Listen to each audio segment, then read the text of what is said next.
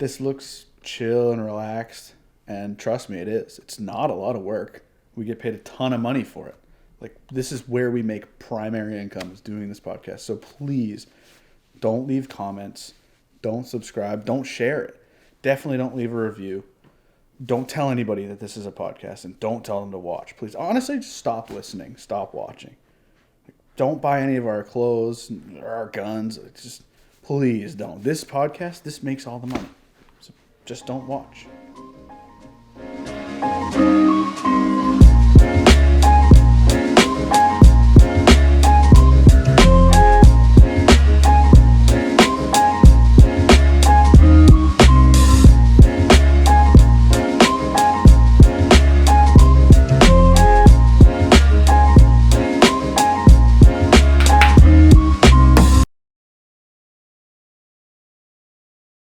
Tactical Distributors. Impossible 15 gets you 15% off.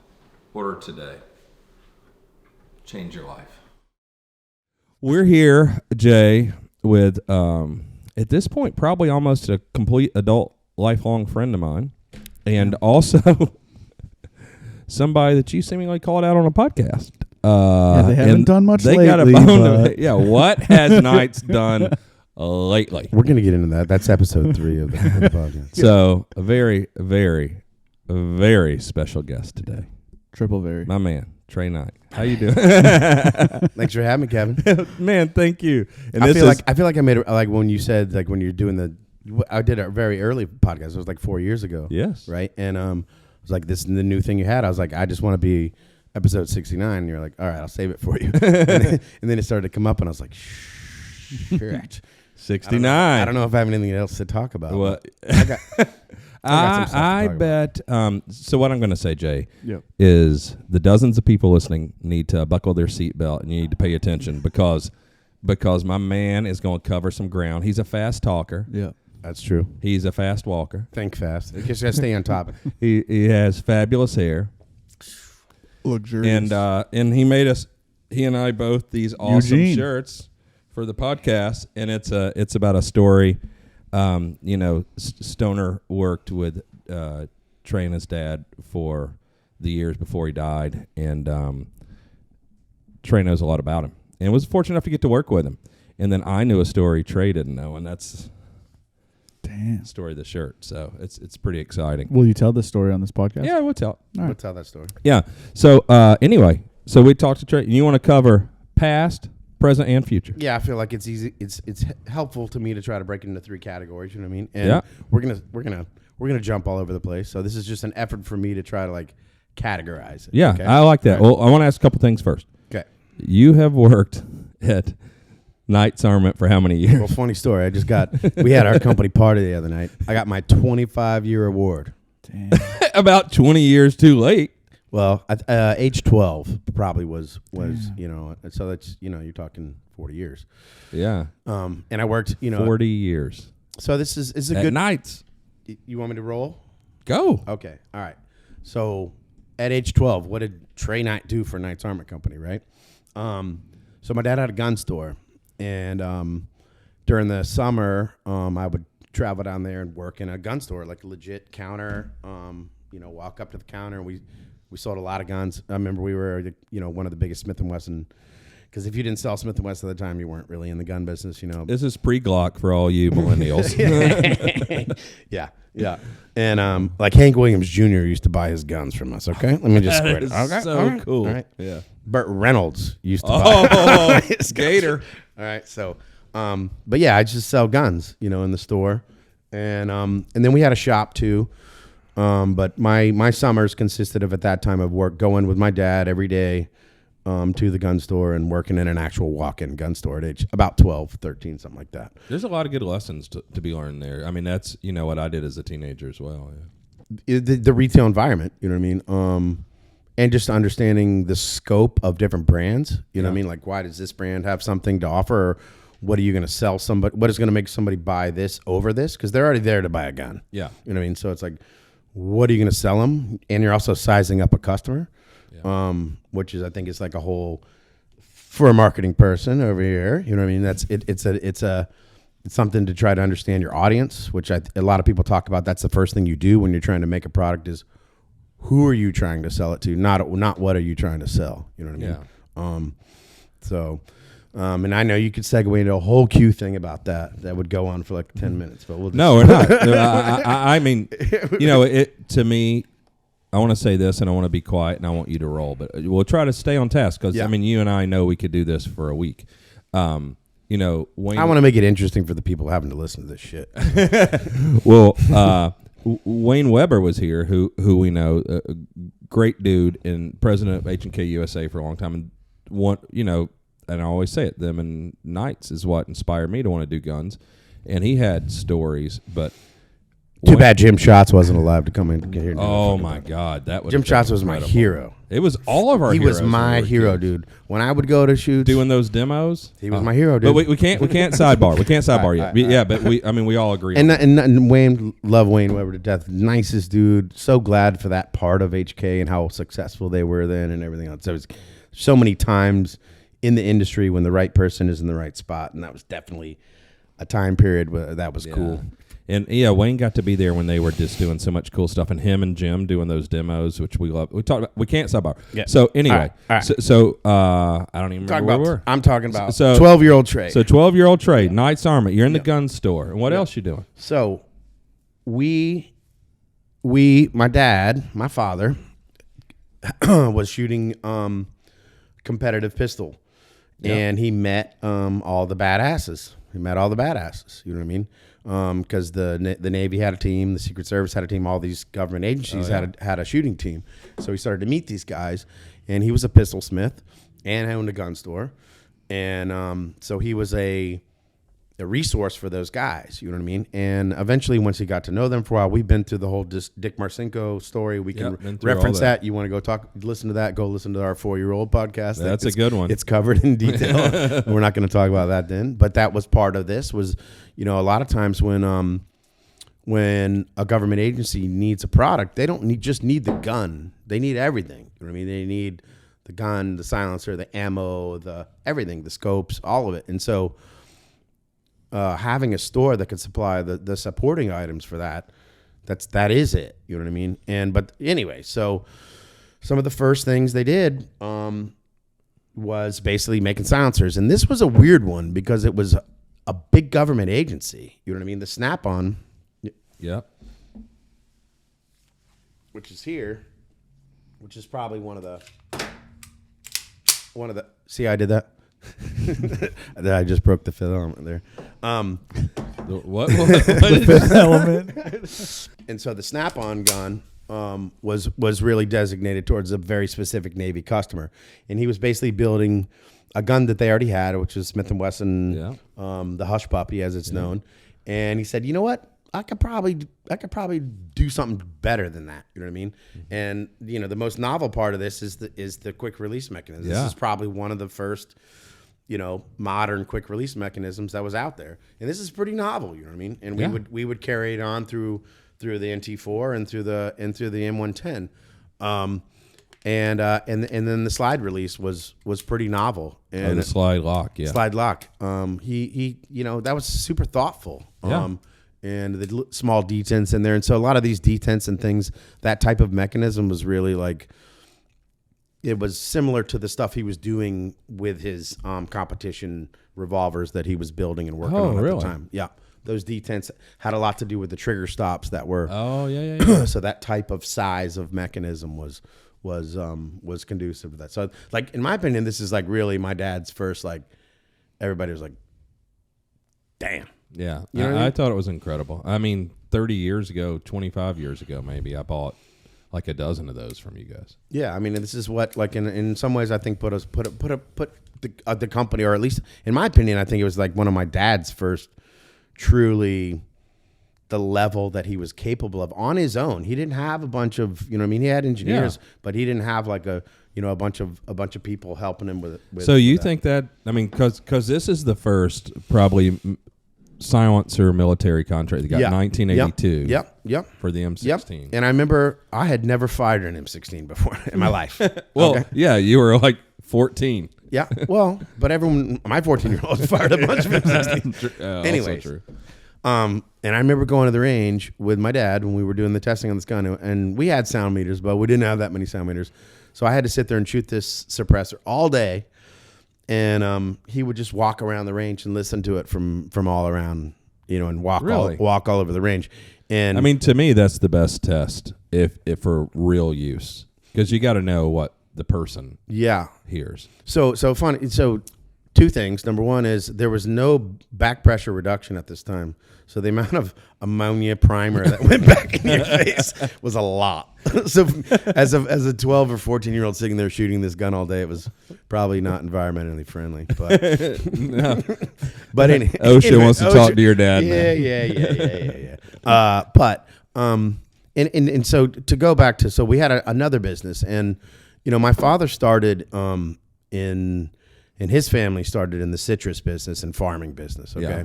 And he was around that environment, and it's a strong work ethic. Yeah. And it's also very mechanical because all your stuff, you use a lot of equipment, you know what I mean? And it breaks. And you can't just go up to the Home Depot or the wherever. We couldn't afford to just go order a new tractor or a new whatever. So you have to maintain all the equipment yourself. So he was in this environment where they were constantly working on fixing and maintaining farm equipment, okay? And that was his background, my father's background. And at this time, we had a company that basically managed equipment that hedged and topped citrus trees. So that was what I didn't even know this. Yeah. I mean, you and I have known each other 30 years. I didn't know I this. told you I had some shit to talk about. So that was the business that he ran, you know what I mean, at the time. And that was partly because he got kicked out of his own family business because of family reasons. I think there were 7 brothers or something like that. So he was operating a business that wasn't, competitive with his father and his father's brothers and stuff like that, hedging and topping business. And ironically, the other thing that we maintained in that shop was garbage trucks. Oh, yeah. Your grandfather was in the sanitation. No. What happened was one day they wouldn't pick up the garbage at my house, and my dad said, "Well, then I'm going to start a garbage business." Because we had a long street. It sounds like your dad. And he's like, "Well, I'm just gonna start a garbage business." So I think it's 1976 because it was the spirit of '76. So we had 2 garbage trucks fully painted in American flags in 1976, and had garbage trucks. So this shop had probably 2 people that worked in it, and I would work in there sometimes. And this silencer was made in that shop. And ironically, some of the components in the baffles are some sort of hydraulic, hydraulic, like a pesticide sprayer components. You guys have a cutaway in one of the back rooms at Knight's Armament, or you did back in the day in the museum when you guys were first moving into that building. And you and I were hanging out a lot then. I'd come down, and I remember we were back there just because I love all the old historical stuff. We're going through it, and your dad came in. Mm. And he showed and told you that story. Saw what we were doing. Yeah. Well, not exactly, but he showed me several cool things that there's no way I would even mention. But the cutaway, and I asked him about it because this is interesting. Like, it performs sound wise really well still today. Of course, it's big and heavy, but maybe you mentioned it first, and then he was talking about it. But in the cutaway, you can see the baffles, and you guys told me what that was. Yeah, so I'm gonna talk about 2 things about that specifically. Number one, about the design of it. The idea of going behind the thread and locking on back here, extremely smart for actual accuracy. This, and of course, the collet was specific to a specific barrel diameter, and we had to have different collet dimensions. And also, if you look at this, what's this based off of? Oh, a hard-edge lathe. Really? That's what he did? No, look at it. Dude. Yeah. It's based off of a lathe chuck. You know what I mean? And the holes in the back are for a 223 rim. To be able to, actually, which that's a very Stoner thing, to use a bullet as a tool.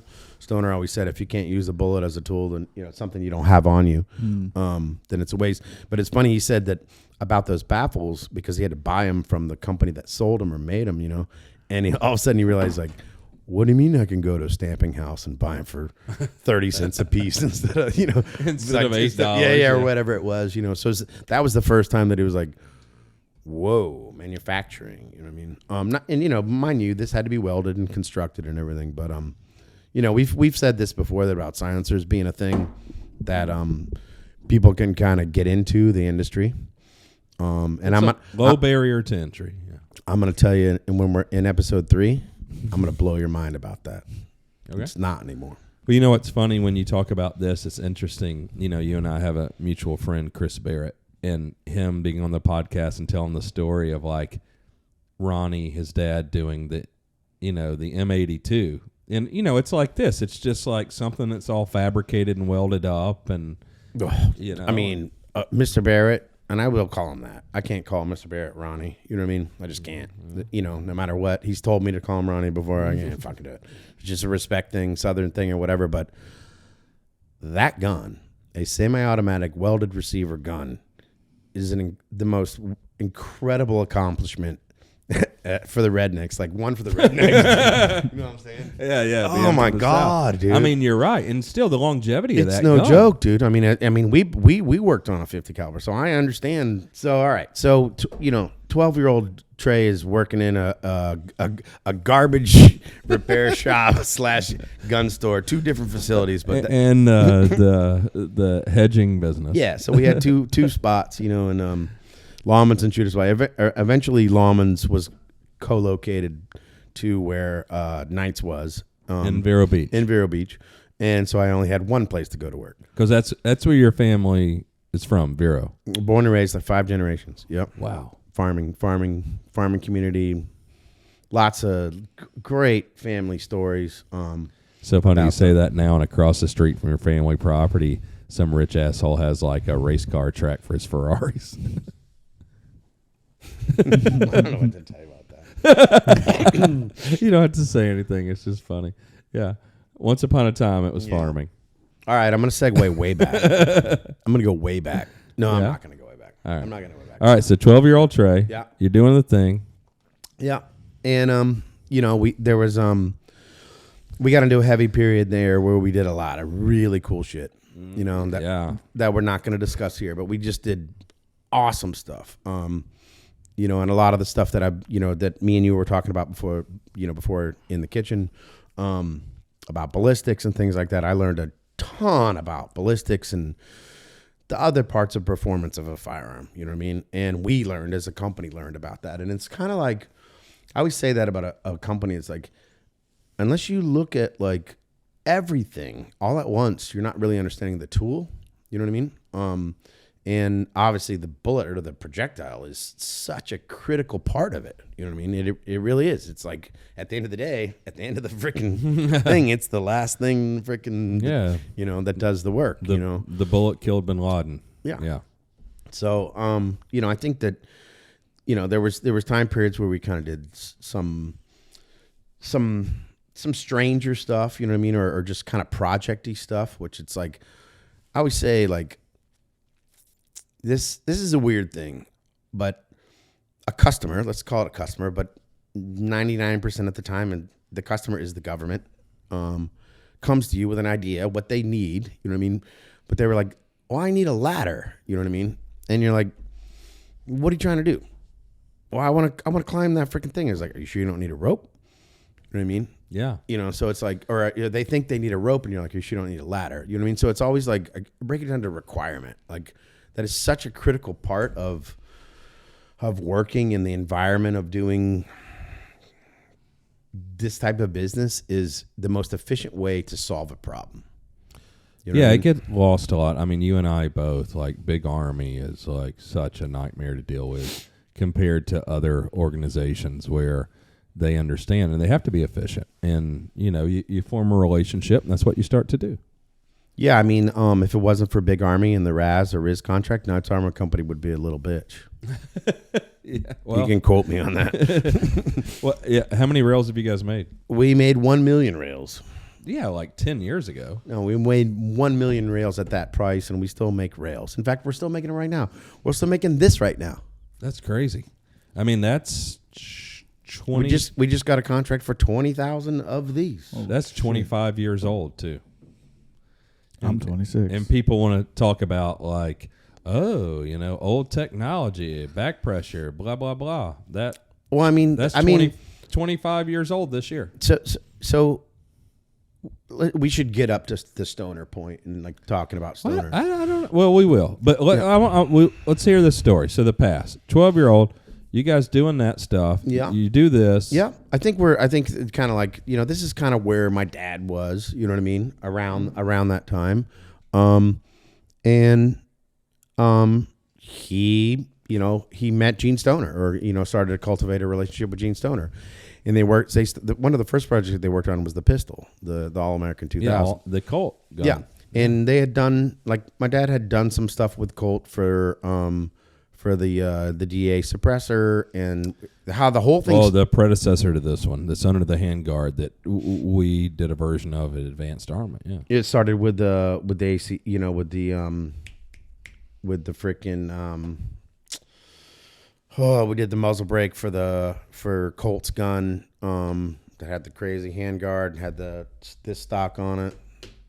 Oh, the ACR. ACR, yeah. Sorry. Yeah. So, we were already working with Colt, so we were kind of probably on Stoner's radar because of that. And was Stoner working with Colt then? I mean, I don't know what Stoner was thinking about at the time. I mean, honestly, like my dad started a relationship with Stoner prior to all this through the Stoner 63.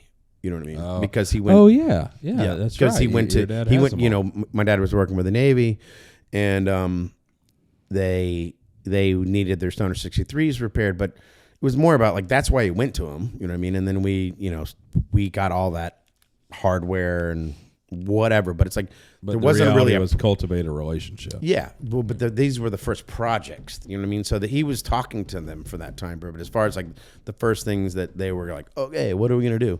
And I want to like focus on this about the fact that like, why did Gene Stoner pick my dad? Yeah, you know what I'm saying? Yeah, because he didn't.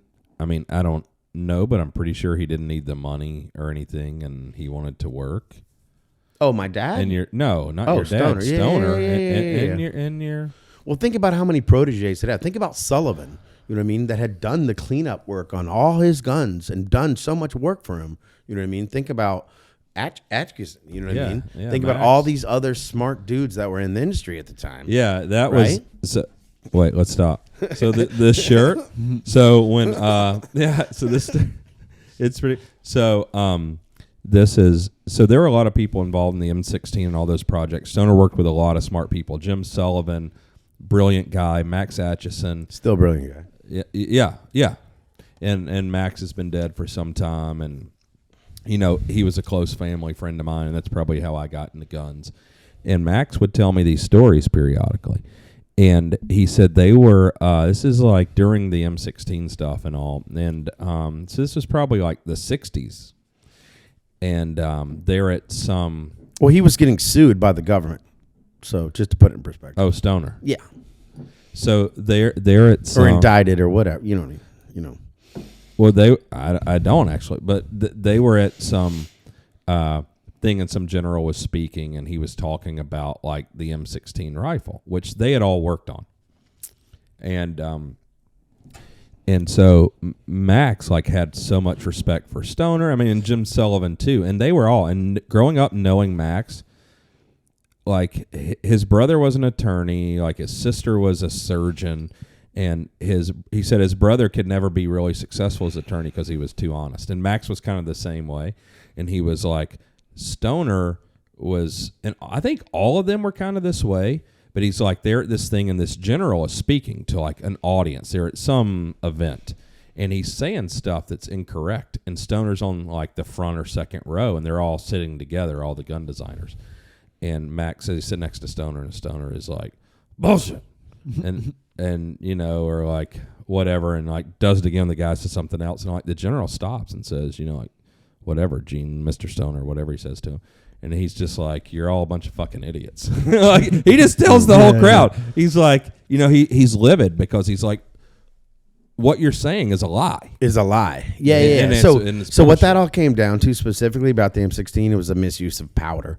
So when they fielded the first M16s, it was a very faulty powder and things that, again, when we keep talking about ammo being part of the system. You know what I mean? It's like imagine designing the high octane drag racer and they show up and put fucking gas from the gas I mean, you're station. right. It's the magazine and the ammo is really doesn't matter how good the gun is. So, the faults of the M16, but the fact to have to go and be brought up and you spend your whole life and everything to design something and you're so proud of it, and then there's a failure with it that's outside of your control. Oh, that and was then the you're part brought with up the to government. you're brought up to the into a literally indicted where you are personally liable for its failure, and that people died in the field because of your bad design, this Mattel gun, and now we're sitting around 50, 60 years later with it still. Yeah. Probably wasn't that bad of a design. Well, it is. To me, it's almost like Van Gogh. It's such a shame Stoner died when he did, because in '97. That's a whole nother. Well, it is, but it's like since then, every country, because we've had like a real war for 20 years. And every country that has a real special forces unit that really shoots people, they all use the Stoner. I mean, How awesome would it be for him to see that? I just wish Gene Stoner was alive when he saw HK start building his freaking design. Oh God, my he God. would He would have lost his mind. I don't know. dude. He might have burned the building down, but like No. He might have laughed, No. too. There's 2 times that this happened. They brought him the design for the SA-80. You know what I mean? And said, Mr. Stoner, what do you think about this? Blah blah blah. And meanwhile, I was like, yeah, what's the not to like about your own children? He's like, and that gun, ironically, they were working on, this is a whole nother story, but the government agency was working on their own design, Enfield design, a bullpup type design, and they went and got a Stoner 63 and hacked it up and freaking made a bullpup out of it. Oh, really? I didn't know that. And a side project. Meanwhile, they're spending all the government money designing a gun, and somebody was like, whoa, why don't we just do this? Brings it to them, right? And it's like, hey, look at this. Oh, so that's when he made the quote about your own children because it was his gun. They cut But off. wait. And so then they had to buy the rights to the Air 180 that nobody was using to be able to legally use it because it was freaking Is that right? the whole story. Yeah, it's a whole different story. It's so crazy seeing, in my opinion, which means shit, the 63 ahead of its time. Badass gun. My favorite gun. My favorite.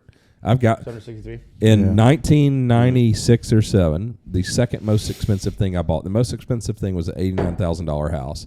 The second most expensive thing I bought was a Cadillac Gauge Stoner 63 with the Bren LMG and rifle configuration. Is that the one that you have here? Is that a different one? What you want to tell people where my shit is? Why We've don't had you it on the ease- All right, table. all right. So We let's had it on the talk table. about the Stoner 63. So what happened? Where the Stoner 63 came from? It was people taking the M16 and trying to convert it into different things. And one thing he hated is, I'm going to design you a boat, and you want to turn it into an airplane. It's like, if you want a boat airplane, I'll make you one of those. I'll make you an amphibious airplane, but let me just start from the scratch and build it that way and design it that way. And so that's what the Stoner 63 was, because people were trying to make it a belt gun and make it into a million different things. And that's why the Stoner 63 Oh yeah, came Max and about. I worked on the belt gun. Yeah, that was a terrible idea. The upper? Oh, Yeah, that was it a terrible great idea. idea. It was a terrible idea. Great idea. Impossible to do. Well, Max, that's what he said in the end. You should have listened to Stoner. Always listen to Stoner. Well, maybe that's why it's the Stoner rifle, not the Atchison rifle. So this is around a similar time period.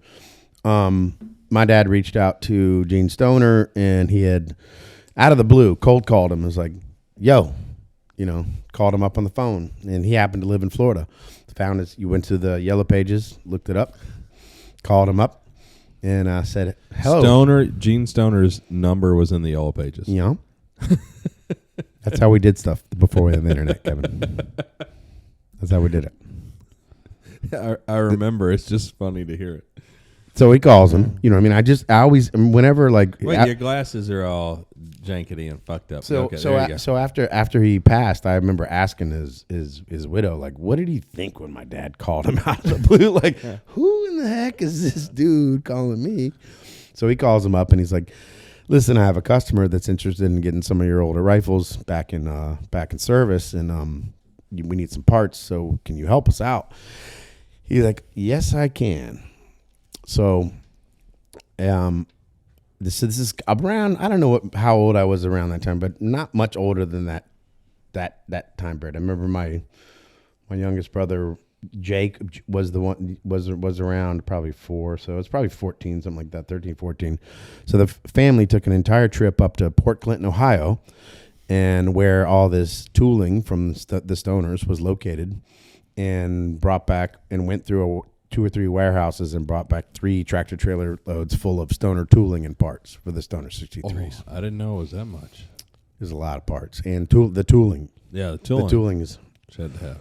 And that tooling, I still have to deal with that tooling. You know, the weight of it, and it's in the way, and having to, like, I remember when I got back, I'd have to oil it. We're in Florida, so you were having to maintain it to one day build Stoner 63s, which never has happened. You know, there was a time once when we almost sold some to a foreign country, but yeah, or we thought we're gonna finish off the guns that we built. You know, the 100 guns that the pre-86 samples that not samples, the pre-80 full machine guns that Knights built. So yeah, that was kind of the first thing with Stoner, was getting this tooling back and maintaining a gun that he had designed years before, and that was probably my dad's first real connection with Stoner. And then they would from there go on to somewhere else. But we go back to that thing about, like, why did he pick him? And it might have been his connection with, he was already just talking to the right guys. Yeah. You know what I mean? That my dad was already dealing with the right customers or people that he wanted to be reconnected with again. And I really think, in my mind, or how I feel about it, is my dad had a serious work ethic. I mean, he knew how to bust his ass. And I relate that really to, like, farming industry background, that whole, I don't need a giant contract, or, you know, I'm sure, you know, whatever you call it, $1 million or whatever. Now, back then it would have probably been $100,000 contract to do something. It was just, no, we're just going to get this done. You know what I mean? And I think that's a very, like, I'll go ahead and say it, redneck, Southern, you know, farming type mentality. It's like, no, we're just going to do this. We don't need to do it on a high budget. You know, we're just going to do this. And he'd been, you know, all those things he'd been through with Armament and everything else were huge monetarily endeavors. You know what I mean? So I think he saw that in my dad, was that fact that he saw him as a hard worker. He certainly wasn't trained, just like Stoner wasn't trained. You know, Stoner had no engineering background. He was a machinist. So he saw the work ethic and saw just that tenacity. And my dad is ingenuity. You know what I mean? He can see things, and he's a smart dude. Oh, yeah. I mean, he comes up with good ideas, you know. And I think that from there it went to, well, what are we going to do? You know, what are we going to do together? I think, of course, the All-American 2000 was probably the first project. Yeah, that Colt pistol. Yeah. Then, so what happens? They build. You guys have it in the museum, like the prototypes that are awesome, and then Colt just sticks their wiener in it. What happened? Well, I mean, when I ever look at that pistol, Colt was actually very smart with where they were going. You know, they wanted to do a polymer framed pistol, which striker fired pistol, which ironically became quite popular. I think it's what the Glock is. It's Similar, the what? yeah. The Glock? Yeah, but you Never heard of her. Yeah, 365.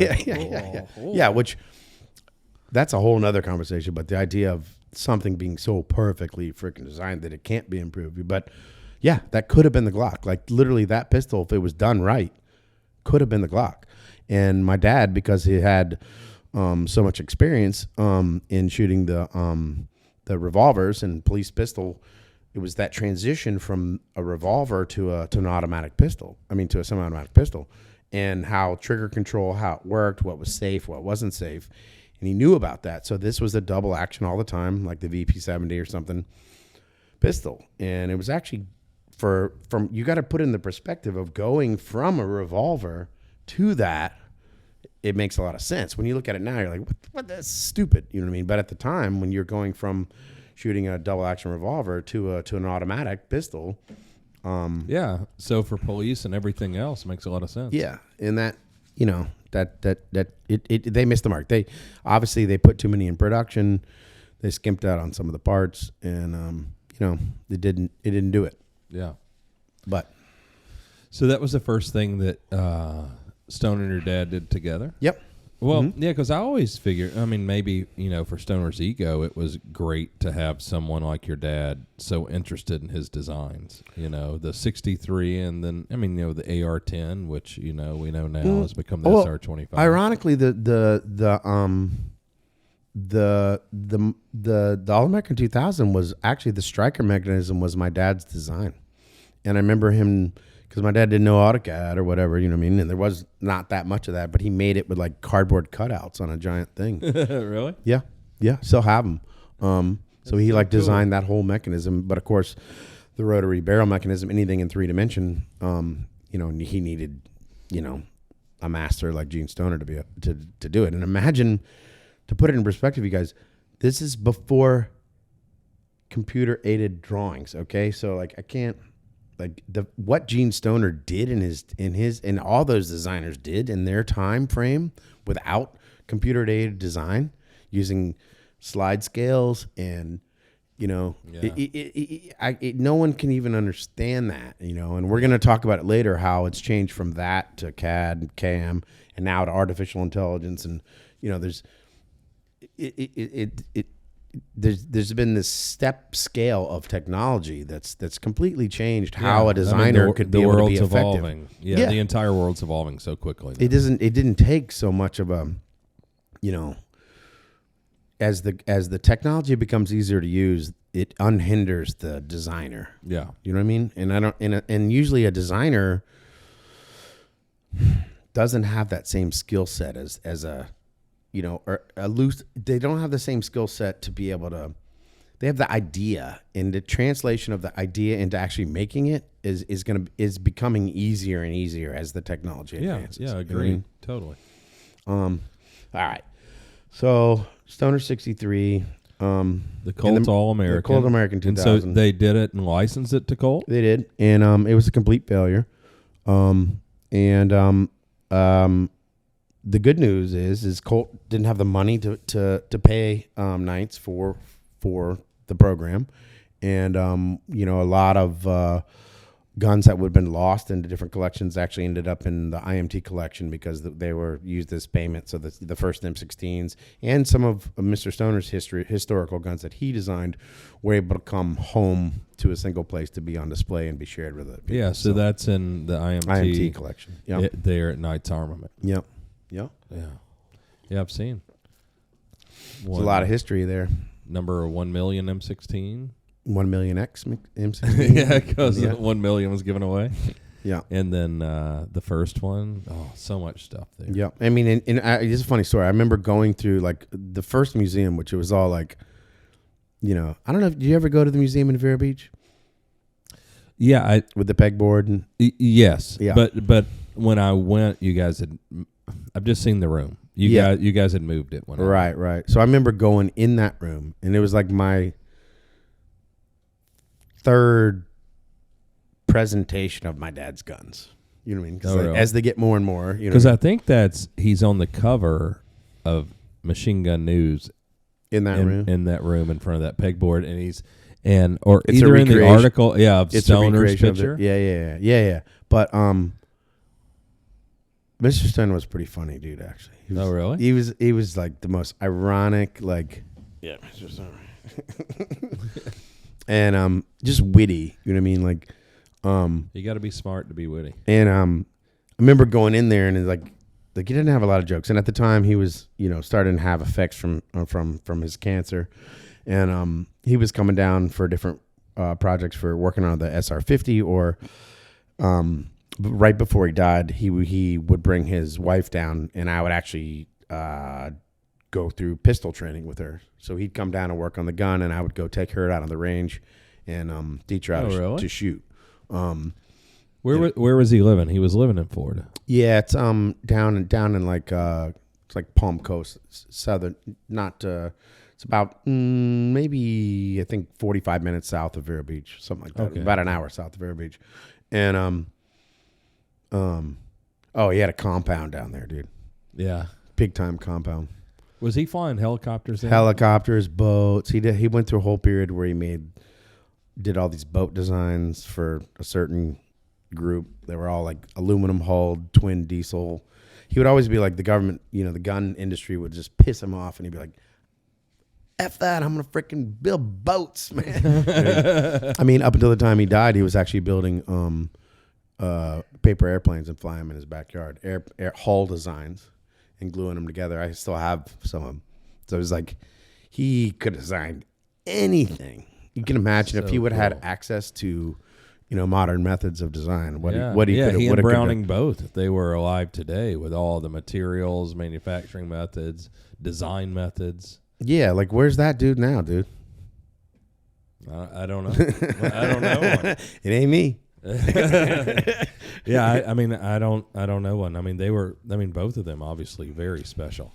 But it is ironic. Like when Browning was alive, it was known, and it wasn't as widely accepted, for Stoner. And to me, some of that's just unfortunate. Now, no, I think it was the backlash from the M16. If they wouldn't have come at him so negatively after that gun, he would have done way more prolific things. Yeah, because your LMG is based on the Stoner 86, which competed for the Squad Automatic 249 contract, right? Yeah. So basically, we're talking about 1986. He designed that gun. So that's kind of we can. Well, we're gonna jump past the. Yeah, we can. We can jump up then. That's actually. I'm not going to forget the LMG. No, that's actually chronological. All right, so Stoner, after he left those companies, he started another company. It was called Aries in Port Clinton, Ohio. Not to be confused with the other Aries. Jeff Herring. Yeah. Yep. Good dude, but not Gene Stoner. And he started another company, and they worked on big guns, so 35 millimeter cannons, and that's an offshoot of actually. Wow. What he was working on was is those boats, and he started working on big guns. Oh, big guns for the boats. Yeah, and guess what he used as the cartridge design? Case telescope. Oh, he did? Yeah, you want to talk about case telescope? Yeah, I didn't. Okay. Yeah, so we can transition it. So he's doing boats. He's doing big guns for it. Yeah, big guns. So case telescope, that was his thing. I didn't even know that. So why did he love it? What makes sense about it? Well, a lot of things make sense about it. The main thing that makes sense about it. Well, what is it? Case telescope is like, let me see is that empty? No. Yeah. Case telescope, give me some kind of a cylindrical device. No, it can't be a bottle. Yeah, it can. Yeah, that'll work. All right. So cylindrical. Yeah. So I need two of them. Anyway, I can do it with one. You're out of luck. So the idea, like a cartridge, when it's fed into a chamber, it's fired and then has to be extracted, right? That's the most dangerous part of the firing operation. Dangerous in what regard? In what regard that has a more chance to fail. Okay, yeah. Okay, because 100%. All right, so feeding it, that is dangerous too, but that is the most dangerous part. So case telescope, basically you feed one cartridge in, you fire it, and you feed another one in. You rotate the cylinder around, you feed another one in, and you basically there is no extraction. You push one case out with something else, whether it's a pusher. So there's no extraction. So sort of like a single action revolver and opposite. Well, I mean, you can have 2 cylinders, 3 cylinders. The problem with the more cylinders you have, when you have to download the gun, you have to clear it in some way. Yeah. So you have to clear the gun. So that's like one of the only downfalls of it. Another thing, as far as an electric gun, all day, you know what I mean? So it's just a way more efficient. And so basically the bullet is inside of the case. So the bullet's not sticking out the front. Do we have a bullet around? No. You look at how a bullet's shaped, right? And the idea of feeding it into something. It's the most stupid shape to it has a nose and you feed it up. Well, that's not efficient. If you want to feed something, feed it directly into something else like a piston or whatever else. So it's just a way more efficient of dealing with cartridges, where the powder goes, where the bullet goes.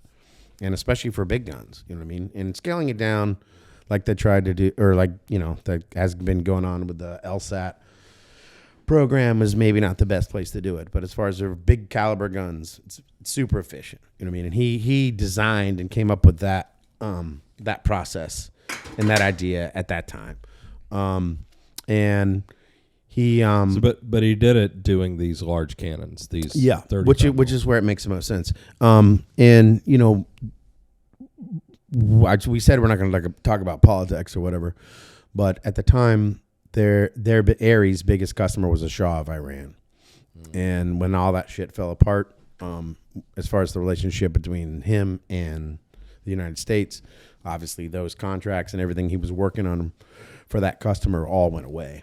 So he had millions and millions and millions of dollars worth of contracts and development that all of a sudden went, gone. I didn't even know Just this like part that. of it. Yeah. I told you I was going to bring some stuff. Yeah, so Stoner foiled again. Foiled again by politics. Yeah. Ugh. All right. Well, So he actually designed a couple small arms case telescope or non-electric powered case telescope type guns. At nights, actually a direct impingement, or actually I think it was a piston driven case telescope, small arm. But trying to convert it down small is hard. It is really, in my opinion, it's really optimized for an electric gun. yeah. Well, speaking of that, I want to maybe back up in history. Okay. From your version of your input from various knowledge from him, your dad, whoever else, AR-15, AR-18. Okay. Is that like the stuff with the government? Is that why he did the AR-18? Okay, here's what happens. They sold the design rights to Colt for the AR-15, okay, which he never wanted to do in that low of a caliber. And You mean he didn't want to build the gun, or he didn't want to sell it to Colt? no, he was fine with selling it. Probably he didn't care necessarily. Armalite was not really in the business of building things. They were a technology Designing, company. Yeah. Okay, so he was fine, and he never worked at Colt then, huh? I'm sure. I have no idea, but I'm sure he did. He was contracted in some way to them, but no. Yeah. But once they sold that to them, again, he was always about he'd make something awesome, and then the world would come back to him and be like, "This is what's wrong with it," and he'd be like, "Okay."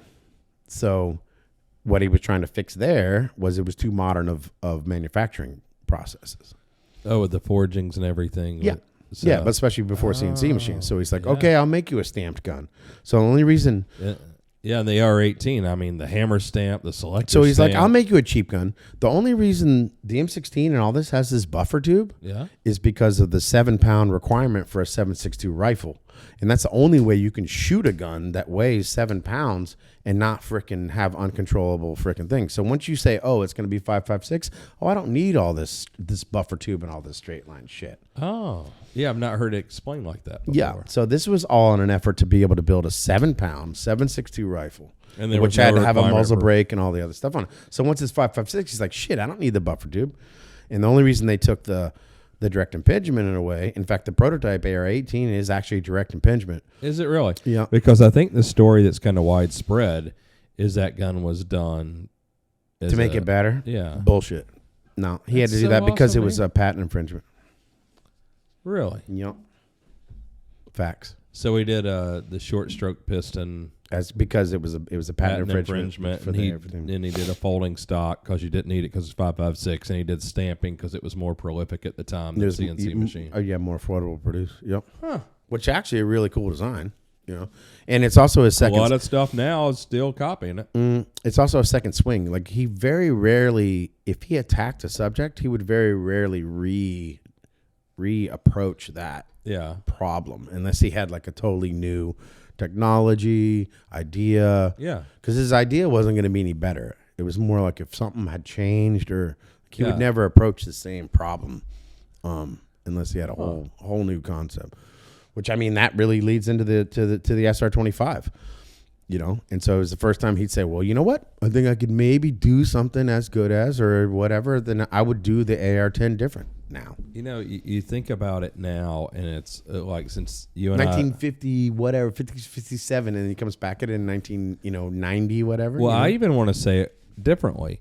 Like the whole time we've been into guns, it's like, oh, Browning, the M2 is like 100 years old and still going.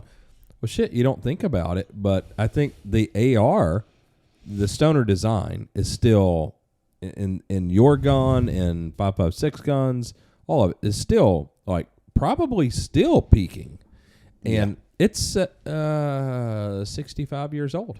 Yeah, and I mean, realistically, it is. honestly, the M2 should have been replaced fucking 20 years ago. Honestly, but that's a different story. Yeah, different thing. Somebody's got to go do it. But you think about, I mean, how about an electric case telescope? Ooh. M2. But but I mean, just thinking about that, whether it's the 1911, the M2, just any of the stuff. All right, let's jump into the SR25. Let's jump into it. Yeah, so SR25. Yeah. Okay, so this happens. You guys are in the 80s. He does the machine gun. But that was not with us. No. That was with Ares. The LMG. That was with Ares, though. He didn't do that with Knights. Oh, you guys just submitted it for the thing. In 86 for the SAW contract. Yeah, but he designed that with Ares. Oh. And it was pretty much Stoner 86 at the time was Ares put that then. We did it in 96. Oh. So in 86 is Ares actually submitted it. Yep. Mm-hmm. Okay. Man, you're making me do dates, dude. You know I don't want to do that. You know I don't do dates. So okay. Well then let's just jump forward. You, Stoner and your dad become friends. Yeah. Common interest. Mm-hmm. And because I remember in the early 90s when SR25 was going to come out, there was little ads in magazines you could send a deposit. Yeah. So in the first silencer, over the barrel, but the gas block was threaded. It wasn't the QD even then. Which, honestly, it goes back to this, dude. You know what I mean? It's like my dad's idea Threads that are just somewhere else. I want a longer wheelbase. And just take out some of those parts. Yeah. It goes back to another concept. So how did that happen, and when did that happen? It had to be around like I don't know. Well, I mean, it was right before the assault rifle ban, so it's like that was like 94. So it was probably 92 is when they started it, and the term SR25 was what's it mean? AR-15 and AR-10 put together. And the SR is Stoner rifle. Okay. Right. AR-10 and AR-15 put together. Yeah. SR-25. So originally the plan was to use 70% of the parts from the M16. Oh, so sort of like that whole SCAR program, like parts commonality. Mm-hmm. And we found that a lot of the parts wouldn't live up to the, but it was a good idea at the time. Yeah. Honestly, I think the use of a smaller buffer tube was a mistake. Yeah? Yeah. Should have stayed with the big one. Absolutely. Because I've got an original and AR-10, bigger buffer. I mean, for what those parts cost, Anyways, who am I to sit here and judge? Yes. All right. I'm listening. I'm sorry. Listening. But I mean, who knows what they were thinking at the time? He was thinking of cost reduction. They weren't trying to really necessarily build it to be a sniper rifle. It's very different then. And as soon as they built the first ones, it was incredibly accurate. The first guns were always super accurate. And of course, right away. I can't talk about the specific time period or whatever, but our community, our user community wanted a semi-automatic gun. Yeah. And they needed one. You know what I mean? Yeah. And I have a personal time period that I can put in my life of people and what was going on at the time period of them wanting a semi-automatic rifle. Well, I mean, and so that we should be the Mark 11 is what you're talking about, which is behind you. Oh yeah. Right, grab that. That was more around the time period, And why was this? Was this something where they needed? Because when I think of that, I think of like Somalia or urban combat or warfare, where you've got Somalia is exactly where. So you need the capabilities of the AR-15, but you want a 308 cartridge for killing. I mean, honestly, it was the fact that this could perform as a sniper rifle. Like they never had a rifle, and especially with modern optics and even more modern optics, the ability to be able to shoot a rifle like this, fire and correct, changed the entire sniper world, whether they want to admit it or not. And whether it was this or an M14 or another rifle, whatever, this happened to be the rifle that changed the entire dynamic of how a sniper engages targets. And it had a lot to do with optics. It's not just the gun. It had a lot of things. Optics have progressed a lot the last 30 years. But the ability to maintain a target image while you're shooting, it changed the entire, like, the way a sniper did his job. You know? And, it's a huge contribution. Yeah, making you more efficient. I mean, you can have more guys. They don't have to be trained. The training. Yeah, because the training for somebody, we know, like long-range precision shooting is not an easy game. I think the whole idea of, like, the one-shot, one-kill thing, it's a whole different thing. Yeah, I mean, I hunt a lot now, and I was just with a friend of mine, Jared Joplin, in Africa, and he and I both shot. I shot a blessed buck at 950 with a 6.5 Creedmoor. He shot it at 1150. It ain't no one shot, one kill when you're talking that far. Kind of yeah, with a caliber like that, when you're talking wind and all these other things, like, you can be the greatest shooter in the world. Like, if you don't have the information. So, yeah, I mean, in that instance, too, both of us, it's like you shoot, you see the impact, you correct, shoot again. Yeah. So that's a new concept. And snipers were very reluctant to deal with that type of, no, I need one shot. It's like, what if you had 3 or 4? Yeah. What if, what's wrong with you could go from, what's what if wrong you didn't with- have to be at 350 yards? What if you could be at 950? And what if you could see your bullets? Yeah, all these things. Yeah, that's cool. Yeah, Mark 11's cool, man. I mean, honestly, the gun itself was going through a lot of, like, growing pains at this time. Yeah. So we had a lot of negative. It's expensive to build a new gun. We were just learning. You know Yeah, what I mean? and that's expensive. Well, so was this originally done with your dad and Stoner as a military gun, or was it? There was commercial gun? another gun that was adopted first. This was the first publicly adopted SR-25. But is that why they did it, or did they do it because it just should be done? No, they did it as a commercial gun. Okay, yeah, that's what I mean. Honestly, and then we had the assault rifle ban. Yeah. So imagine, like, my dad, like, tooling up. Yeah, we're gonna build assault rifles. Then Nope. that's banned. I mean, really, you just couldn't have a collapsible stock. the situation bayonet is lug, like, throw it yes, barrel. but it was designed as a commercial gun. You know what I mean? Or to have, or at least enter and get capital off the commercial market. Commercial viability. And then all of a sudden, when you take that market away from the development and funding of the project, it definitely increases the risk. Yeah. You know what I mean? Yeah, I don't want to do anything just for the military. I mean, the politics and all, it just goes away too quickly. I could say the same thing about the politics from the commercial market. It's absolutely true. Yeah. So build bolt guns. Boring. Whatever. You just never had a good bolt gun. That's the genesis. That's the reason. I know. I agree with you. I was making a joke, dude. But we did the fix first because it was in 2016 and we thought Hillary would win the election. Yeah. And so we did a bolt gun. And then, too, it's like the first thing I've ever made we can sell in California. I think it's a nice gun. Thank you. It's more than a nice gun. It's really nice. It's really innovative, awesome, cool. But, you don't hunt and all. You like you still in that machine gun. I like machine guns. I know. Machine gun, Trey knife. I like machine guns, dude. Well, okay, so what happens with this? You guys do this SR-25. Yeah. The machine gun ban happens. Proper fucked. No, the assault rifle ban. Oh, yeah, the assault rifle ban. Sorry, not 86, 94. Yeah. Old 95. Clinton. Yeah. But then the military smartly is so like, hey, It was a long process. we're dude. not sniper. It's probably like most snipers in most organizations.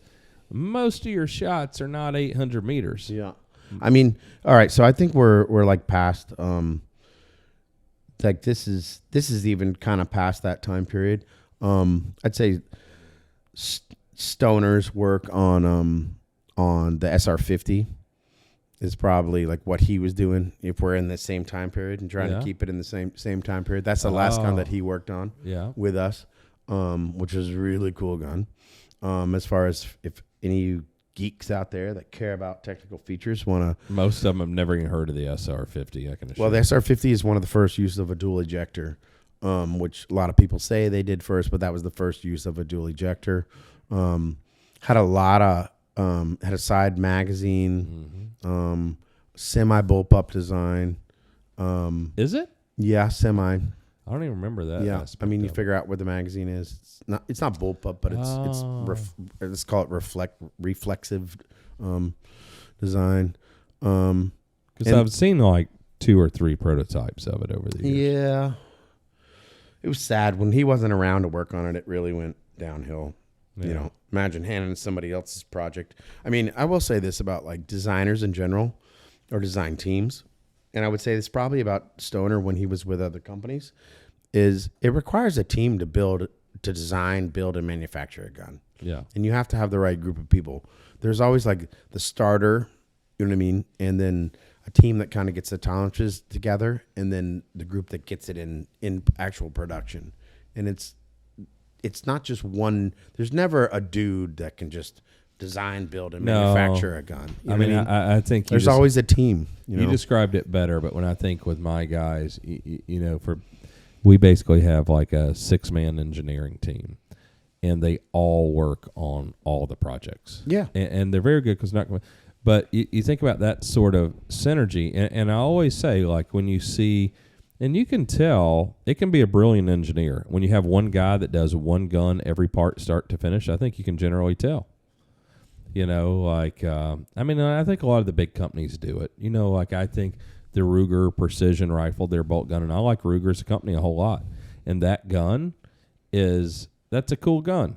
You can tell one guy did it all. And yeah, I don't have enough knowledge about that specific gun. But I mean, yeah, I would think about I think about I would love to talk to Sullivan. Like he'd be the dude I would like to have on a podcast. You know what I mean? I've tried to actually talk to him on camera before. It's like I want to know the stories that he knows about the aftermath of Stoner and, like, you know, having to get stuff in production and all the shit that he had to deal with. You know? Yeah, I can't imagine.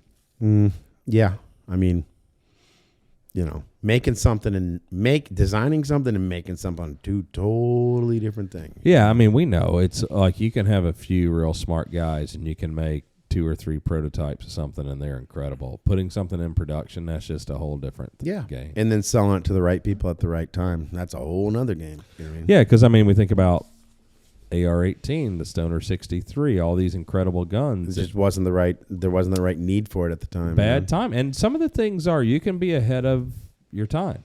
Like I thought about it with our bolt gun, the Fix. I love straight pull. Love it. And the Blouser is a successful gun. It's awesome. It's a weak design. It's complicated. It's expensive to make. We could do it better. There's a lot of things you could do better with it. But, you know, my thought, and the engineers wanted to do a straight pull when we did the Fix. And I said, America's not ready for it. Like, we don't have the marketing horsepower to convince America. Like, the Europeans are into it. You know what's funny? You know what the Blouser mechanism? Same shit. It's a fucking collet. Yeah, it's a collet that expands it. Same shit. And I think the next generation of the Fix in 10, 20 years, it's a straight pull gun. I love it when you bring a mechanism that's not normally used in a certain arena into something. You know what I mean? It's cool. Like, you don't have any of our new cans, but the QDC collet, you know what I mean? Is that MAMS? Yeah, I mean, that's what's on there. But I'm talking about the 6-ball collet design. Yeah. You know, there's some things about that. You know what I mean? Yeah. And the way that works. And I'm not going to totally it's divulge. Yeah, but I mean, it's good, and it's used in other industries, and there's a reason. Yeah. Yeah. It's funny. My dad always wanted it to work just like an air collet, where you just put it on there. Yeah, that didn't work. In fact, originally this was done in a collet design way back then, like that. Oh, really? I didn't know that either. Yeah.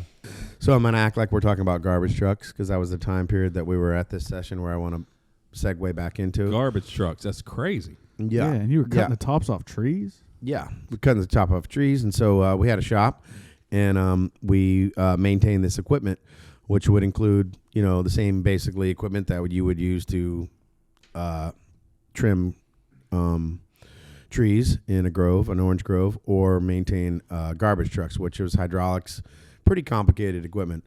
And, you know, my dad's background when his family was into farming, we talked about, him getting into competitive pistol. We talked about him getting into competitive pistol shooting, and he was into racing cars. So meanwhile, he was total redneck back then. He was into racing cars. That's what he did, dude. He built cars, right?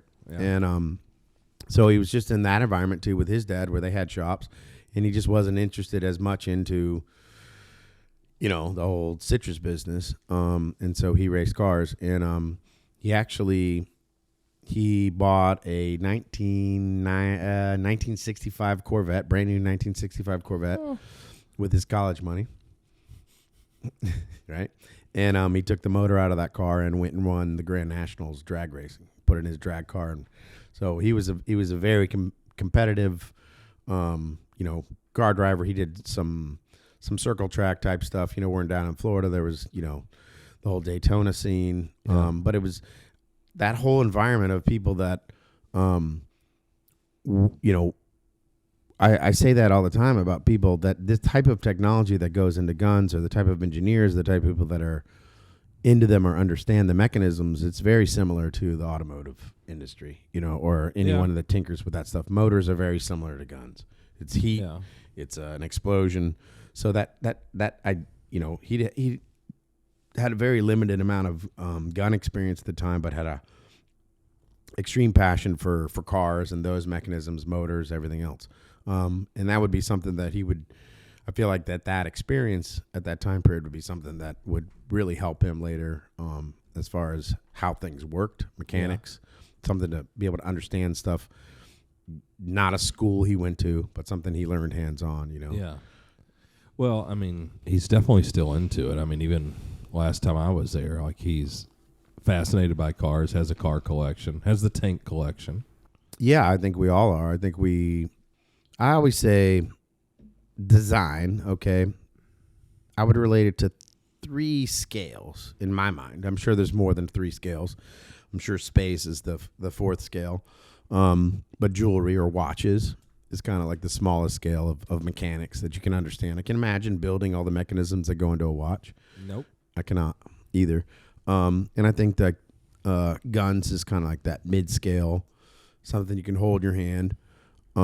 Cars is kind of like that 1 scale larger that you can kind of ride around in. And then architecture or houses is like that larger scale that you live in. And design, how you interact with the design is the whole beauty of design. You know what I mean? And those are, in my mind, are the kind of the 3 scales. Micro, furniture maybe be on that mid-scale, cars, furniture, and then architecture maybe is the larger scale, something you actually reside or your body moves within. And I appreciate them all. I'm not sure that my dad appreciates the architectural level of it. And I'm not sure I really understand the minuscule, the watch level, but I do appreciate jewelry, you know what I mean, which is kind of the idea of stuff that's that small. Design, when you can appreciate something that's made this small and, what it does. Well, it's something you wear on your body. It's not like, it's interesting. I mean, watches are fascinating. A lot of guys have that affliction. And then they have guns, motorcycles, boats, airplanes, like all that kind of guy stuff. I don't really, like, I love cars as well, and I love classic cars. But what I found with cars, and I've had a few cars, and I got more cars than I need now, and I'm not even into cars. But cars require maintenance, Yeah, I mean, as you know, you got a battery, you got gaskets, filters, all these things, the air in the the tires. I have a car downstairs that the tires are dry rotted on. Like, I'm not that old. Yeah, it's stupid, and it takes up a lot of space. So I mean, that's the cool thing about guns is you can take put a them gun all in a closet, and they're fine. Yeah, you can have $1 million gun collection in a closet. And require a very minimal amount of maintenance. Yeah. A little oil. Mm-hmm. Don't let it get real humid in there. Yeah. I mean, that's basically be able to preserve it. Yeah. Cars especially are very maintenance heavy. All those sorts of things with engines, airplanes, and all that. And so, because I've had some classic cars, and then I want to drive them every day, and it's just not feasible, especially now because Bluetooth, whatever the stuff is. Now I don't even know I can back up without a backup camera. Yeah. I don't know. So your dad was into race cars. Yeah, and I feel like that in my mind, that's where his engineering school occurred. You know, was basically understanding those types of mechanism tolerances, heat, thermal issues, friction, wear, same shit. You know what I mean? That was his college. You know what I mean? Yeah. And Stoner was kind of in a similar situation. He served in the military and was around, even did aircraft maintenance. Was he in the the Army? He was in the Marine Corps. Yeah, Marine Corps. Yeah. But he, had a background in the military before he became a machinist. So again, being a machinist and an engineer are two totally different ways to look at it, and looking at it from like, well, I'm too dumb to be an engineer, so I might as well just be a machinist or a mechanic, and eventually a computer will replace the engineer, but the design, you know what I mean? You and I both know a lot of great minds, whether it's your dad, it's Marvin, it's Tim Bixler, like whoever, all these guys that are not formally educated in engineering that do a lot of great design work. Start off at the simple level and work from the bottom up as opposed to top down. Yeah, and it's probably no matter what they were doing, they would be successful. It wouldn't matter. I mean, dude, like try to understand Elon Musk. Like how did he what level did he jump into the water stream of what he's doing? Well, I mean, I think he's an alien to all of us, but one thing, and I don't follow him that closely, honestly, and, I've got one of the cars, and I wanted to try that technology and kind of support it, and it's one of the coolest vehicles I have ever owned, one of my favorites, but I'm not sure I really care anymore. I just look at his impact on, like, our society. On our society. Yeah. But what I love about that is I'm not smart enough, or I don't pay enough attention also to have like a good understanding of everything he's doing. But I know like the scope of what he's doing. It's huge, and dude. It is something that should be studied and expressed and challenged for 100 years. And, that's probably like 500 years, 100 years ago. But because he's someone that says, well, why the fuck can't we do it? The fact that people are fucking with him is so crazy to me. I know. It's like this dude never pay taxes. This dude is like doing more than like 100 people. 100 big companies. Yeah. And you are fucking with him? See, I think guys like that should never pay taxes. They shouldn't be fucked with because let them. Because, if he never paid taxes, and it's like that whole, we don't want to talk about politics, but liberal mindset of the rich people should pay 90%. It's like they're the ones that are going to spend all their money to create new technologies. Like Elon Musk doesn't need money. Even if you go to the level like your dad doesn't need money. It's not like why he's into technology and developing things. It's not why Knight's Armament does it. Like what's your dad going to live another 1,000 years? Yeah. Well, I mean, it's just like you look at it, like Elon Musk, his freaking contribution to society, man, it's like, damn. But it's more than just the people think of Tesla and like SpaceX and all that. They forget that he created PayPal. Like PayPal did so much. That alone did so much. I mean, it's like Amazon. Just about everybody touches it every day. Yeah, and I feel like that was in my mind. I don't agree with that as a societal contribution. Right, I think that was a way to. Do. Yeah, but think about how convenient he changed. Yeah, he changed the way you purchase stuff. It didn't do anything. But anyways, but you know what I love about it is he's not old. Yeah. Also, the only thing I'm mad about, and if you're listening right now, let me tell you what. I was Iron Man before you were Iron Man, and then you moved down to Florida, and then became Florida Iron Man. Freaking, we haven't even met yet. Whatever, dude. We'll talk later. It's gonna be a rap battle when they meet. Rap battle. I'm calling you out right now. He lives in Florida? Well, I mean, he's down there all the time. Like SpaceX is literally like 15 miles from freaking my plant. Cape Canaveral. He drives by my plant to go to his spot. You got to throw out those spikes. Be like, Tesla don't have that. No, run flat tires, maybe. Yeah, he probably freaking flies in there in his freaking underwater jet or some shit. Yeah, he's balling. That's a whole nother status. Yeah. All right. So yeah. All right. Let's go back to. All right. So where are we now? We're at SR25 commercial market, the assault weapons ban, and what happens with Knights? Because then it's like rail SOPMOD contract, right? I don't know. We kind of missed that. Well, I mean, I think that's where we kind of left off. We're talking about SR25. Yeah, giddy up. Okay. All right. Yep. Well, I had a question about the rail. The Mark 11 doesn't have it. Did the rail? You kind of before we started talking, you talked about why you wanted to do the rail a little bit, but did the rail come straight up because of the SOP mod program, or were you kind of working on the rail before that, and it just happened to be applicable? Well, finally, you have a contribution to our conversation. I thought he was just a pretty face. That's what he thought about you guys. Yeah. Actually, the first Mark 11s were delivered with a carbon fiber That's right. round handguard. So As that'll give were you the SR25s. So that'll give you some idea when it happened. And no, actually, there was a customer in the first rails were actually made on a lathe, so they were turned. And all the accessories, so it wasn't quite perfectly a 1913 this type of rail. It was and the gun that we built, the first guns that we built were heavily modified. It wouldn't just drop in. This is basically this is kind of a weird story, but they wanted an attachment method for these accessories, and we had a solution to that. But at the end of the day, they had a gun that was non-compliant with their own requirement.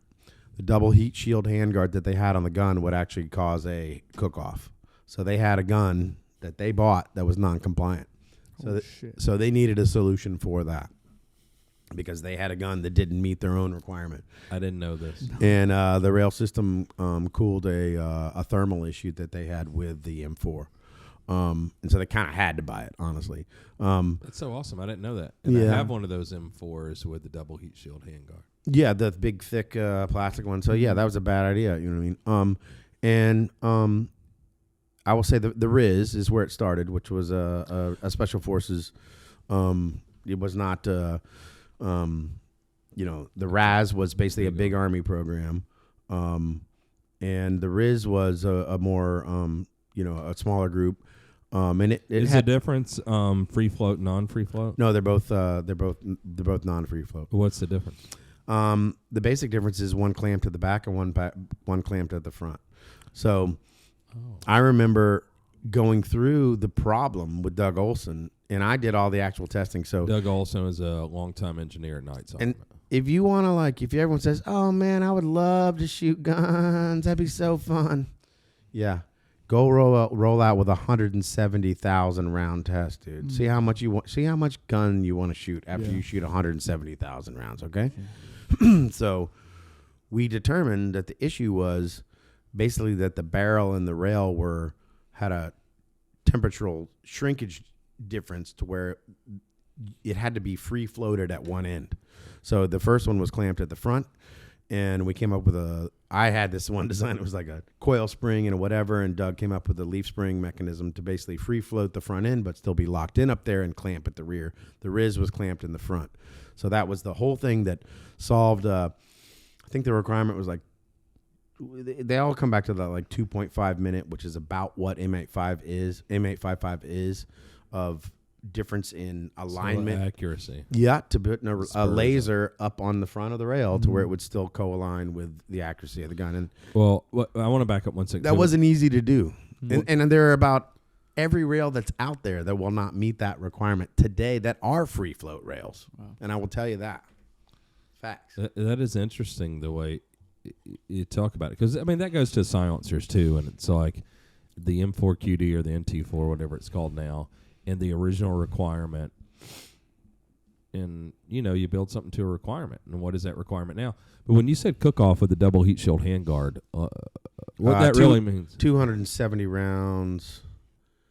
270 rounds at 1 round per second. Something I can't quote it right now, but but what I was trying to say is that there was a pre-existing requirement for cook-off. Yeah. And they put this handguards on there, and then all of a sudden the guns that would meet that requirement no longer met the requirement. Yep. Yeah, so they kind of proper fucked themselves. Yeah, and I think that it was 7 magazines, 30-round magazines, 1 round per second is what comes to mind. Yeah. Maybe 210 rounds, whatever. I can't. You know how I am with numbers. It's pretty close. Well, to that's that. the right If you number, do look it actually. up, it's going to be pretty close to that. I'm sure. Well, I don't know about the requirement, but your Yeah. numbers were correct. Yeah. So the rail, but the crazy thing about the rail, right? And there were 2 competing companies.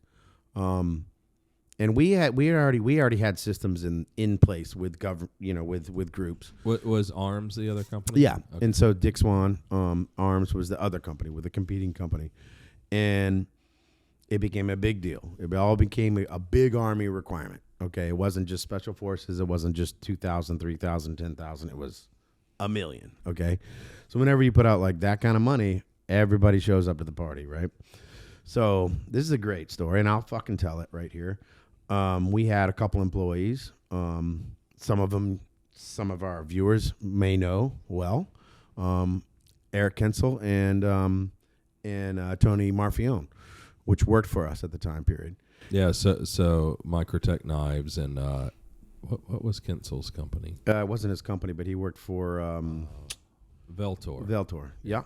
And they were both employees of Knights, and they both left the company with a package full of drawings and went to FN and basically tried to market and steal that technology and steal it. And FN was basically hiring them to steal our technology and win and steal that whole contract from us at that time period. So we were this close. I can't imagine what has that rail contract been worth to Knights Armament? I mean, it is Knights Armament Company. You figure 1 million rails at $200, $300 a piece. Do the math. You know what I mean? 200, 300. Damn, quick maths. Yeah. That's Hundreds insane. of millions of dollars. And that was even more money 25 years ago. But the fact that like two dudes could decide that they were enough of a part of it to walk out the door with a package full of drawings, and then have a company as big as FN come in and say, "Oh, we'll buy it from you," you know. Yeah. Yeah, that's crazy. Just on the FN side to be like, Yeah. sure. I mean, who You know. knows what they knew at the beginning? Yeah, they I could have don't been fed or whatever, you know. Yeah. And honestly, like, you know, Colt, FN, HK, I don't care who it is. It's like we've always, even smaller companies than us, it's like we've always maintained a very, I feel like, fair relationship with these types of companies. And you think it's one thing to do it in the small arms world? Well, try to do it in the night vision world, dude. You're talking about multi-billion, trillion-dollar companies that could buy you and like freaking throw you away just and not even notice it. You know what I mean? So being able to do business with companies bigger than you, that's a thing. You know what I mean? Yeah, I mean, your dad's obviously always been a clever guy and somebody you don't want to be in a bar fight with. Yeah. I think that comes down to like integrity. Yeah. At the end of the day, that's about integrity. It's like Yeah, doing because- what you say you're gonna do. Because even after that, you guys have worked with FN, right? Oh yeah, still do. You know what I mean? And Colt, and whatever the new Colt is, you know, whatever. I was gonna say Yeah. maybe at FN and Colt, there's been 8 people in charge since Yeah. this happened. Yeah, but yeah, we could have lost the rail, you know, thing. And honestly, Dick Swan was probably the closest, you know, competitor, was the furthest along with his concepts. But what everyone didn't understand was, I want to put this on an M4. I do not want to modify the M4, and I wanted to have this much alignment through a heat cycle, and that is not freaking easy to do. It looks simple. It looks like just, you know, whatever, but that was a very, you know, that was a, you know, $500,000, you know, test cycle to figure that out. You know what I mean? Yeah, I think the testing And luck. Yeah, well, yeah, And luck. but you know how it is with luck. The more you try, the luckier you get, and you know, and the more you're willing to work through problems. Yeah, the testing I think is lacking now. We think about things. I mean, even now with the AR market commercially as big as it is, where when you and I were kids, there's 3 companies that make AR-15s. Well, I mean, think about how many companies. All right, let's not even talk about the fact that like Glock and HK had to adopt this rail. Okay. Yeah. And that changed the entire laser, aftermarket, everything accessory. Let me explain something to you. When you came into my gun store when I was 12 years old and you wanted a scope for your gun, I had a giant tackle box of stuff. And I had to find this mount, this thing. If I didn't have it for your gun, well, we'll have to order it. It'll be here. I'll order it from Brown. I'll order it from whatever. Order from Leopold. Everything was specific, okay? So this rail system probably changed the gun industry more than any contribution to the gun industry. I'll sit here and say this in the last 50 years, in the last 20 years. Was that the thing you guys are most proud of? The rail system? I think it's probably the biggest moneymaker. I think it potentially could be the most prolific. Has it made the biggest difference? Maybe. It's just such a simple idea. It's not like you want to be proud of, I invented the self-flushing toilet. You know what I mean? Yeah. I mean, yeah, I would say, first of all, I didn't do it. You know what I mean? So, Yeah. But as far as a company, yeah, I'm super proud of that. Yeah. You know what I mean? You think that's the way your dad feels? Your brother? I think he's pretty proud of that. Yeah. Yeah. I mean, you make $1 million or something, and who knows how many you guys have made Well, now? But okay. Guess what it led to? what?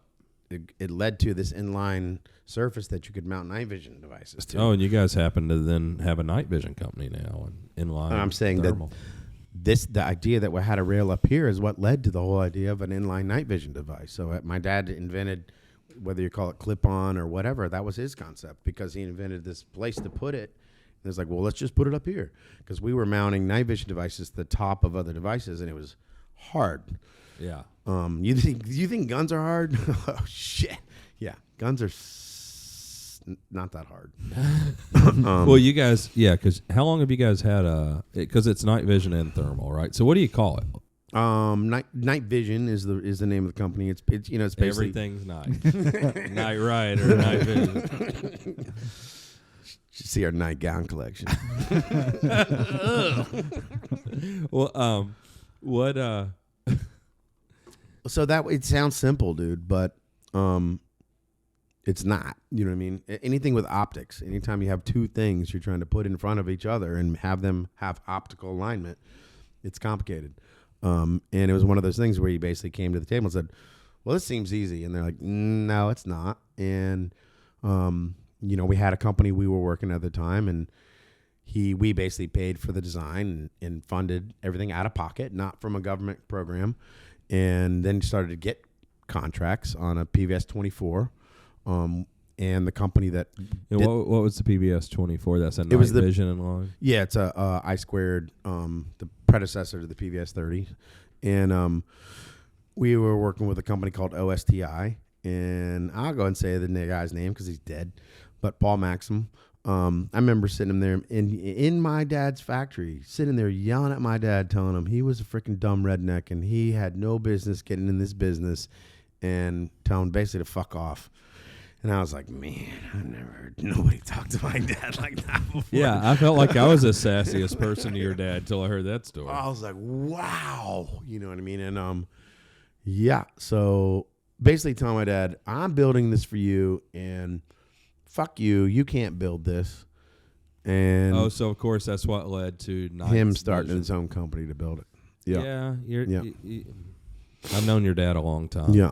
Like I originally met your dad at Knob Creek in the probably mid-90s, and I purchased an AR-10 machine gun, and it had a original, and it had a broken stock. And I knew that he had a lot of parts, and I went up to him at Knob Creek, and he was always wearing his suit. And I was like, Mr. Knight, so I purchased an AR-10, and the stock's broken, and I know that you've got AR-10 parts. I was wondering if you could help me. And he's like, sure, good, okay. We're at Knob Creek, and he's like, when we get back home, you just, I don't know what he said at the time. There was no email, so like call me or whatever, and call my secretary, and I'll look through the parts and get you a stock. And he did. He got me a stock. Yeah. That's funny you say the suit. So I remember everyone telling me, like, before I was on the scene with Knights, and when he would do demos, and they would every say, picture he's wearing a suit, and my dad would be out there and frickin' just jumping the frickin', because my dad is a badass shot, dude. Yeah. Like, well, he shot competitively. That's what he was saying. You do not want to frickin', I remember we'd have like, family Christmas, shoots, and I'd be like, come on, Dad, I'm ready to finally kick your ass. I'm like, God damn it, maybe next year.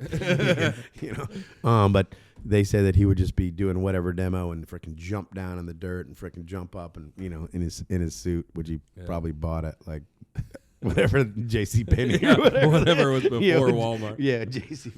Penney. Yeah, but he did. And, and ever since then, your dad and I always had a relationship, and he was always so good to me. Because, I'd heard, like, he was kind of a hard ass. And so I was, like, nervous, I remember, because I was probably, like, 20 years old. I probably wasn't even 21 because I started buying machine guns when I was 19 and I kept it on a guy's license. And those parts were so scarce and the guns were. And I'm probably just scared that you cared, honestly, and that you were buying it to keep because you cared about it, not just another dude buying it to flip it.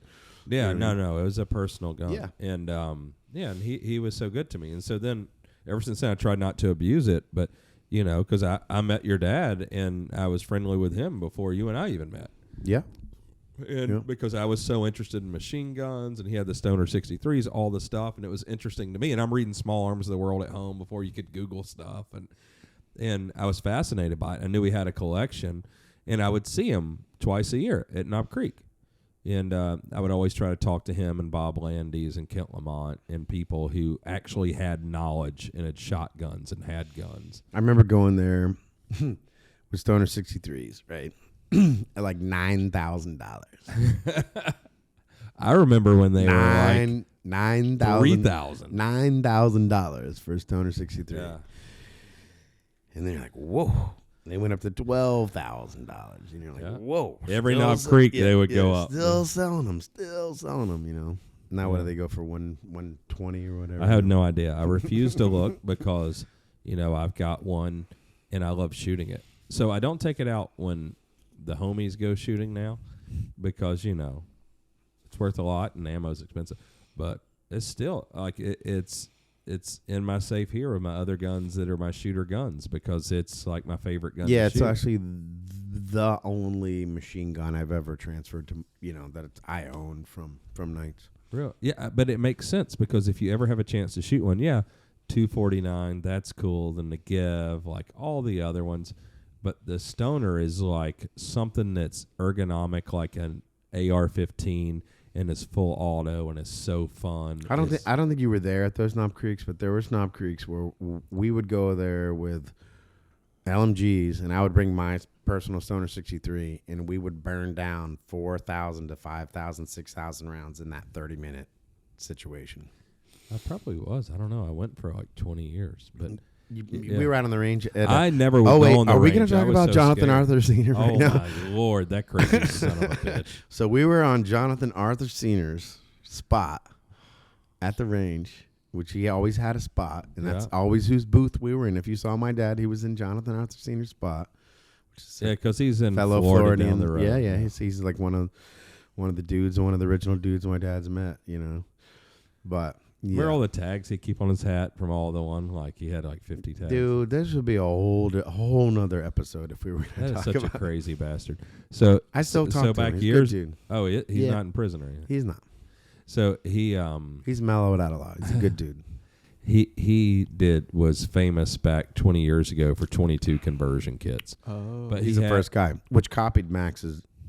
He copied. Well, he licensed. He it, licensed actually. it. I'm impressed. I would have. Yeah. I'm surprised. I thought he would have copied the shit out of But it. Max is like your dad. Max was like a hardcore, wasn't going to take shit. He would have killed Stoner for stealing it. And God rest Max's soul. What a cool dude. But he taught me so much. So you said he hated my dad, Who? Max. Max? Yeah. I said that? Yeah. I don't remember why. But if I said it, he probably did then. I don't remember. 'Cause I don't About know his collection, he's like, he can't have any. When I die, make sure he doesn't get any of this shit. Oh, there was something. He felt like your dad fucked him over on something. Yeah. Yeah, that's what. Yeah, he told me that when he was dying. God, that was like 20-something years ago. Yeah, I know. Fuck. Yeah. I don't forget shit. Yeah, no, it was. There was a couple people that he thought had fucked him over, and yeah, he was dying. He told me you make sure That Reed doesn't get any of my shit. because there was something that your dad wanted in his collection. Yeah. I mean, I don't even remember what it was. Honestly, I feel like that with like Dick Swan would call me like when he was in the middle of some kind of a lawsuit or something, and like the fact that he had my cell phone and would just pick up the phone and call me, and it's like I always felt that there were these people, because it's like we always talk about opportunity, time, money, whatever, linked up where. And you see it when you're successful. Yeah. You stole everything from everyone else. I mean, that's I'm successful, and I still think people stole a lot of shit from me, dude. But you know what I'm saying, especially now with the internet.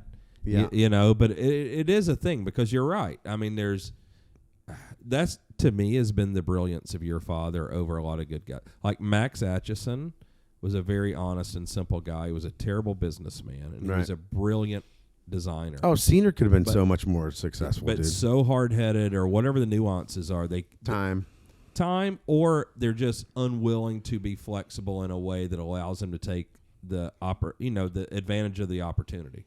We keep talking about that whole designer, business person dynamic. Yeah. I mean, and that to me is one thing, over the years, meeting your dad, getting to know him, knowing your family. It is hard to say, like, your dad's not an educated guy. He's a brilliant guy. And not only like Max with gun design, that is where Max was brilliant.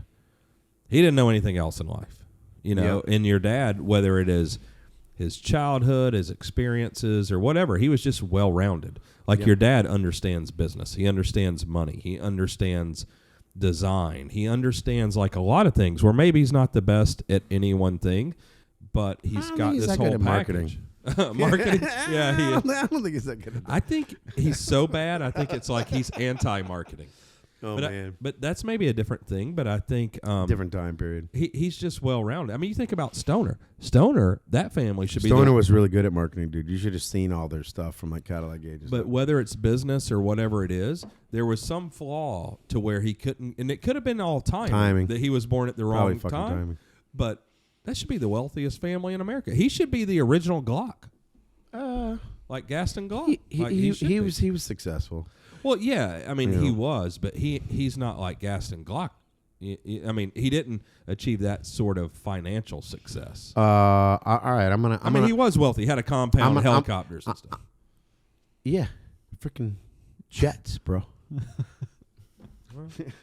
No, I'm gonna tell you. All right, to compare those two, you know what I mean. If we're gonna bring up. And you think Glock is one design, and look at what Stoner did, what Browning did. That's what I'm trying to say, is that's a business element of I'm going to do one thing and do it really, really good and finish it, where Stoner just wanted to do something and move on to the next thing. And that's what like the designer idea is I just want to get the design out of me and then move on to the next thing. Well, it's the creative thing. It's part of why like you can't pay attention for long or anything else. It's like there's so many things going on and you want to do so many things. It's hard. Yeah, I mean, it's a personality thing. Like Gaston Glock probably would have been, had he not done that, he'd probably be a CPA. Yeah, it's an interesting story. It's very similar to the Kalashnikov story, actually. Yeah. And it's about Glock's story was there's X number of parts in a firearm or in a pistol, and I want to reduce that number of parts by X percentage, right? Which saves you money. It goes back to the whole like fire mechanism. If I can reduce the number of steps, if I can reduce the number of the parts, it's by math going to make it more reliable, and that's cheaper. And that's the same thing that they did, with the Kalashnikov. When I was in Russia, they told the story about the guy that basically he got parts out of the trash and put together a gun before you could have a gun, So he went around to the trash bins from different departments and put a gun together in Russia. And you're talking about like in a gun factory. Yeah. And mind you, this is prior to 47, apparently, right? Yeah. And he finally got a heat treated receiver, because that was the one part that was flawed that he couldn't get. So he went and got a heat treated receiver, and he would drag this gun around, but you can imagine having a whole government behind getting a gun right, right? And Russia's idea of it's so different because we have you have companies or whatever. And in the United States, it used to be just one company, Springfield Armory, that would be the gun company, right? But in Russia, they would take upwards of 3 different factories and then 7 different design communities within that factory to compete. That decides who has the best of the design. And once that one design won, everyone in that entire factory would concentrate on that design. So you're talking about thousands of people working on one freaking design. And they said there were like 40 parts in this gun that would break until they figured out no parts break in this gun. You know what I mean? But having that amount of horsepower about getting a gun right, you know what I mean? Yeah. You know, and it's like you look at this gun, you know what I mean? And, you know, it's like you think about what this gun, you know, and whatever an M16, we don't have one here, but cost to make or the design of it or whatever, reliability issues, caliber issues or whatever. I think what it really comes down to the difference between the two of them was the adaptability to the sights and the straight up accuracy. You know what I mean? So this gun is never in this configuration is never going to be more than a 3-minute or 4-minute gun. You know what I mean? Because of the mechanism and the recoil. Well, how much? Yeah. Well, then what are the benefits? How much cheaper is this going to produce? You assume?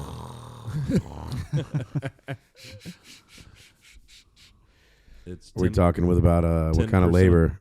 What country is the I mean, labor? it is a thing. Like, Receivers. trying to explain to my son, you know, why I was so upset when Notre Dame started like burning a few years ago. Because you're a big church guy.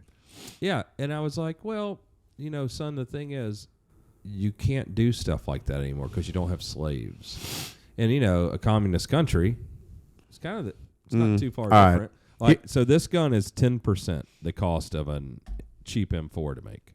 I like when you talk about like Russia as a compared to the United States. I'm just going to give you one story because this would be like 10 podcasts. Okay, Yeah. I've been to Russia twice as a guest of Kalashnikov with my dad. Which you talk about like lucky things that I've got to do. It's like It's pretty cool. hung out with Eugene Stoner, freaking went to Russia as a guest of Kalashnikov, hung out with him. You know what I mean? And they tell the story where there was an uprising. And well, there's two stories, okay? And one is when Napoleon was going to frickin' move and frickin' invade frickin' Moscow, and the gun factory was in Moscow. The gun factory, they loaded it up on semi-trucks, right? In the middle of the winter, okay? And moved the entire gun factory to frickin' Siberia, okay? And they set the gun factory up in Siberia with no buildings and kept making guns. Half the people died on the train ride there. Right. The rest died once they set the factory up. They brought in new people once they built the buildings around the machines that they were still running. Okay? Dedication. Okay. Yeah, I was gonna say if there's anyone that's dedicated. So you think that like, you know, I'm not discrediting like the United States work ethic and contribution to the war, whatever, but it's not on that level. Okay. Well, has there ever been like a state-sponsored production or development? Yeah, it was called. I said that it was Springfield. Springfield? Armory. Yeah, Springfield was and they made a bunch of shit. Fucked up a bunch of shit, but because there was one. Right. It keeps coming back to that competition within an organization. So here's the other one, and I'll drop the Russian fucking thing. So they had an uprising one time, and a group got a bunch of guns. You know what I mean? And they keep the guns in the ammo factory about, I don't know, 300-400 miles apart. And they marched with the guns 300 miles to the ammo factory. That's what this is for. You were asking what this is for? This bayonet? It's for if you don't have ammo. So they marched 400 miles to the ammo factory to get ammo to have an uprising. So, yeah. Dedication. Dedication. Yeah. Next level. Jesus. Not to get That's depressing. hardcore, Yeah. man. I'm just, Well- it's not depressing. I'm just looking at Jay thinking what a pussy he is.